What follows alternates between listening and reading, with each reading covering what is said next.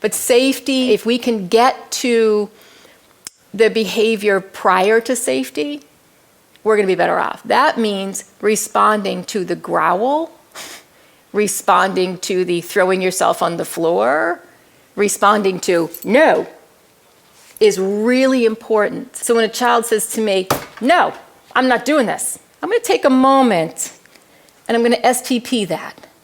I'm going to stop, think, and process and say, okay, Polly, you've got blatant refusal in front of you right now.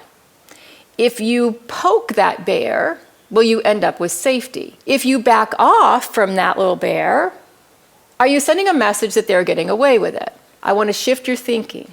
You're not sending a message. You might go and say, oh, I'll be here if you need help. And I just go about my business. Then I shift gears and say, okay, everybody, we're going to shift gears and do this. And that child shifts gears and comes along with me. I actually manage the situation with a lot more control than if I thought I was going to force that shift in that child's thought process in the moment.